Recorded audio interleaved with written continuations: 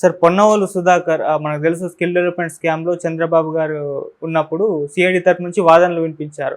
ఆయనకు సంబంధించిన ఒక వీడియో వైరల్ అవుతుంది సార్. ఆ వీడియోలో ఆయన అంటే జగన్ గారికి ప్రమాదం ఉంది. ఆయన్ని మనం కాపాడుకోవాలని చెప్పేసి ఒక ఏడుస్తూ కన్నీళ్లు పెట్టుకుంటున్న వీడియో అయితే వైరల్ అవుతుంది. మరి ఎటువైపు నుంచి ప్రమాదం ఉంది? మరి ఆయన ఎందుకు అంత ఎమోషనల్ అయ్యి వీడియో చేశారంటారు సార్? అదే ఆశ్చర్యంగా ఉంది. అంటే జగన్‌కి ప్రమాదం అని లండన్‌లో ఈయనెళ్ళి ఎన్ఆర్ఐ సమావేశంలో కన్నీళ్లు పెట్టుకున్నాడనేది ఒక వైరల్ అవుతుంది ఇప్పుడు. బట్ మనకి ఆహ్, ఎ ఏ ఎవరి నుంచి ప్రమాదం ఉంది? ప్రమాదం ఉంటే ఎవరి నుంచి ఉండాలి? ప్రతిపక్షం నుంచే ఉండాలి. ఆయనకి ఇంకా వేరే ఎనిమీస్ ఉండే అవకాశం లేదు.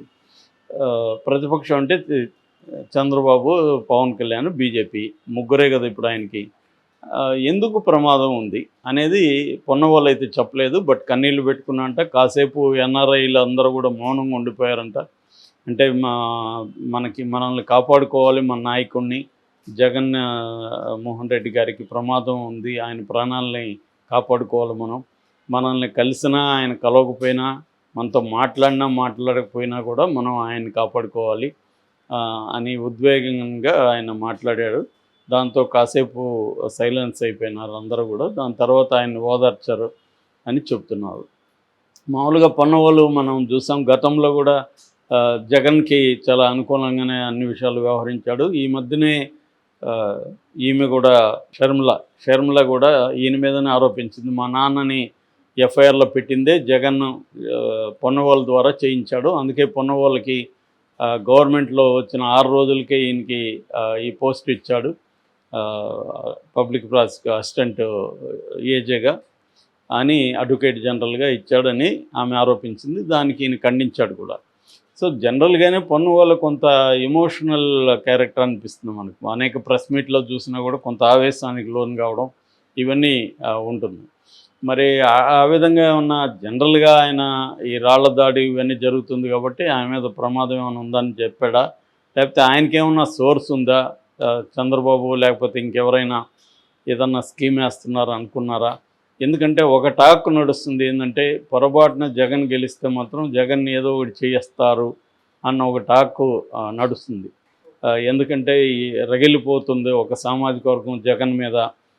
జగన్ ఎట్టి పరిస్థితిలో రానివ్వకూడదు ఈ గవర్నమెంట్లోకి.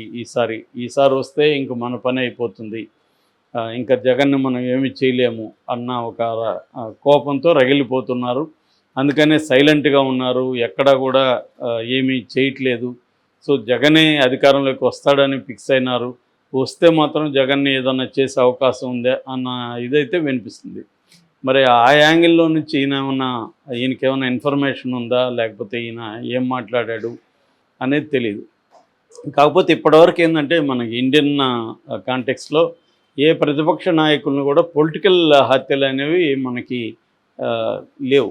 మామూలుగా కొన్ని అమెరికాలోనో ఇటలీలోనో ఇట్లా చాలామంది ఉన్నారుగా. అవి ఏంటంటే ఒక పొలిటికల్ పార్టీ ఇంకొక పొలిటికల్ పార్టీ లీడర్లను చంపడం అనేది మనకి వెరీ వెరీ రేరు. ఎమ్మెల్యేలు ఎంపీలు స్థాయిలో ఉంటారు, కానీ ఒక పొలిటికల్ పార్టీ అధ్యక్షుడినో సెక్రటరీనో అట్లా ఒక పొలిటికల్ పార్టీ స్టేట్ లీడర్లని చంపడం అనేది తక్కువ. అది ఏమన్నా టెర్రరిస్టులు ఇందిరాగాంధీని, ఎల్టీటీ వాళ్ళు రాజీవ్ గాంధీని ఇలాగా చంపిన సందర్భాలు ఉన్నాయి, కానీ ఒక పొలిటికల్ పార్టీ ఇంకొక పొలిటికల్ పార్టీని ఇట్లాగా చంపడం అనేది ఉండదు. అట్లా ఉన్నప్పుడు ఏమవుతుందంటే రేపొద్దున అదే పొలిటికల్ పార్టీ రివర్స్లో వీళ్ళని కూడా చంపే అవకాశం ఉంది ఒకసారి దానికి తెరదీస్తే. అందువల్ల బతికించి పోరాటం చేయాలనుకుంటారు తప్ప చంపి పోరాటం చేయాలని అనుకోరు ఏ పొలిటికల్ పార్టీ అయినా. ఆ రకంగా తెలుగుదేశం అయినా, లేకపోతే జనసేన అయినా, బీజేపీ అయినా జగన్కి హాని చేస్తారనేది చెప్పలేము. బట్ వాళ్ళు డైరెక్ట్గా చేయకుండా ఇండైరెక్ట్గా ఇప్పుడు రాళ్ళు వేయించారు. ఆ మధ్య కత్తితో లాస్ట్ 2018లో ఆయనతో కత్తితో దాడి చేశాడు. ఇలాగా ఎవరో అనామకులు చేసినట్టుగా చేయించే అవకాశాలు ఏమైనా ఉన్నాయా? మరి ఎందుకు ఈయన అంత టెన్షన్ పడి అంత కన్నీళ్లు పెట్టుకోవాల్సిన అవసరం ఉంది అనేది ఇప్పుడు మిలియనర్ల ప్రశ్న. అయితే ఇది బాగా వైరల్ అవుతుంది మెల్లగా. ఇది ఏమన్నా ప్లాన్డ్గానే వైసీపీ వాళ్ళు ఇలాగా వైరల్ చేస్తున్నారా? రేపొద్దున జగన్కి ఏమన్నా ప్రమాదం ఉందని నిజంగానే ఫీల్ అవుతున్నారా? నిజానికి జగన్కి ప్రమాదం ఉంటే ఆయన ఇలాగ కన్నీళ్లు పెట్టుకోవడంగా చేయాల్సింది. ఆయనకి ప్రమాదం ఉంటే పోలీసుల దృష్టికి తీసుకెళ్ళాలి. హోంశాఖ దృష్టికి తీసుకెళ్ళాలి, ఆయనకి సెక్యూరిటీ పెంచాలి. ఇప్పుడు చంద్రబాబుకి కూడా ఇలాగ ప్రమాదం ఉందని ఆటోమేటిక్గా Z+ నుంచి సెక్యూరిటీ పెంచారు. 24 hours 24 మంది కమాండోస్ ఆయన చుట్టూ ఉండేట్టుగా పెట్టారు. సో అలాగా కొంతమందికి సెక్యూరిటీ పెంచడం మనం చూస్తున్నాం. అట్లేమన్నా థ్రెట్ కనబడినప్పుడు సెక్యూరిటీ పెంచడం అనేది కనిపిస్తుంది. మరి జగన్కి ఎందుకు ఇలాగా? గతంలో కూడా జగన్ ఎక్కడ పర్యటనకి వెళ్ళినా కూడా పరదాల మాటను వెళ్ళేవాడని వీళ్ళు తెలుగుదేశం వాళ్ళు ఆరోపించేవాళ్ళు. దానికి కారణం ఏంటంటే ఆయనకి హై సెక్యూరిటీ రిస్క్ ఉందనేది ఆయన అనుకున్నాడు. కానీ మనకు తెలిసి ఇక్కడ మామూలుగా సెక్యూరిటీ రిస్క్ ఎవరు నుంచి ఉంటుందంటే ప్రధానంగా మావోయిస్టులు ఉంటే మావోయిస్టుల నుంచి ఉంటుంది. మావోయిస్టులు పెద్దగా ఏమీ ఆంధ్రప్రదేశ్లో లేరు. ఏదో AOB అంటారు, ఆంధ్ర ఒరిస్సా బార్డర్. ఆ బార్డర్లో మాత్రమే మావోయిస్టులు ఉన్నారు. ఆ బార్డర్లో జగన్ వెళ్ళి వాళ్ళని చంపించడం అట్లాంటి కార్యక్రమాలు కూడా ఏమీ 5 ఏళ్ళు చేయలేదు. కాబట్టి జగన్ మీద అటువంటి కోపం ఉండే అవకాశం లేదు. ఉంటే వాళ్ళు ఎక్కడో ఒక చోట ఎక్స్ప్రెస్ చేయకుండా చంపరు వాళ్ళు. మావోయిస్టులు ముందు హెచ్చరిస్తారు, పోస్టర్లు వేస్తారు, ప్రకటనలు ఇస్తారు.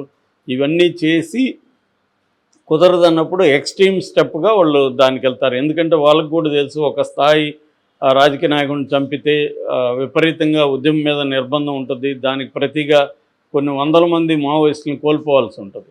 అందుకని వాళ్ళు ఒక నిర్ణయం తీసుకునే ముందు అన్ని రకాలుగా ఆలోచించే నిర్ణయం తీసుకుంటారు. అంత ఆషామాషిగా ఏదో మన వ్యక్తుల్లాగా ఆవేశానికి గురై చేయరు వాళ్ళు. సో అంటే ఉద్యమాలకి రివెంజ్ అనేది ఉండవద్దు అనేది బేసిక్ ప్రిన్సిపల్. దాన్ని అప్పుడప్పుడు బ్రేక్ చేస్తుంటారు. అంటే ఇప్పుడు LTT నాశనం అయిపోవడానికి ప్రధాన కారణం రాజీవ్ గాంధీని చంపడమే. రాజీవ్ గాంధీని వాళ్ళు చంపకుండా ఉంటే వాళ్ళ ఉద్యమం అంత స్పీడ్గా అంతమయ్యేది కాదు.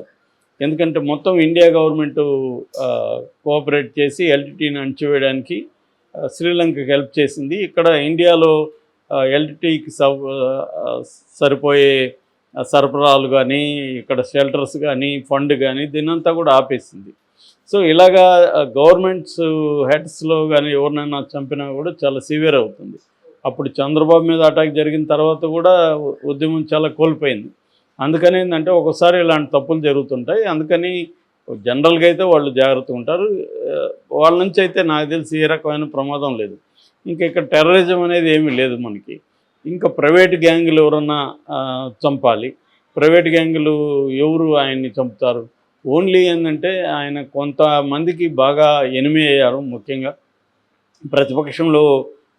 ప్రతిపక్షానికి తెలుగుదేశానికి గట్టిగా సపోర్ట్ చేసే సామాజిక వర్గానికి ఆయన బాగా ఎనిమి అయ్యాడనేది ఈ మధ్యకాలంలో వినిపిస్తుంది. అంత ఎనిమిటి జగన్ తెచ్చుకోకుండా ఉండాలి. ఎందుకంటే ఇటు రామోజీరావు మీద అటాక్ చేయడం కావచ్చు, ఆ కేసులంతా బయటికి లేచి ఆయన్ని ఇబ్బంది పెట్టడం కావచ్చు. ఓవరాల్గా ఏమైందంటే తెలుగుదేశం సపోర్ట్ చేసే ఈ కమ్మ సామాజిక వర్గం రగిలిపోతుంది అనేది మాట వాస్తవం. చాలాసార్లు వింటుంటాం మనం వాళ్ళ రగిలిపోతున్నారని. సో ఆ స్థాయిలో ద్వేషం ఉందా, చంపే స్థాయిలో ద్వేషం ఉందా అనేది. ద్వేషం ఉండొచ్చు చంపే స్థాయిలో కూడా, కానీ ద్వేషం ఉండడం వేరు. మనకు కూడా చాలామంది మీద ద్వేషం ఉంటుంది, కానీ మనం చంపలేం వాళ్ళని. చంపాలని మనం అనుకోం. ఆ కోపం ఉండొచ్చు, వీడు చచ్చిపోతే బాగుండు అనుకోవచ్చు, కానీ మనం చంపడం వేరు. సో అలాగా ఆయన చనిపోతే బాగుండని కోరుకునే వాళ్ళు చాలామంది ఉండొచ్చు, సో ప్రత్యర్థులు. కానీ చంపుతారా ఆ స్థాయిలో? మరి ఆయన ప్రాణాలకి ముప్పు ఉందని చెప్పి మనం కాపాడుకోవాలంటే NRIలు ఏం కాపాడతారా ఆయన్ని? మేబీ లండన్లో ఉన్నాడు కాబట్టి అక్కడ ఏమన్నా ఇబ్బంది అని చెప్పాడా ఏందనేది తెలియదు.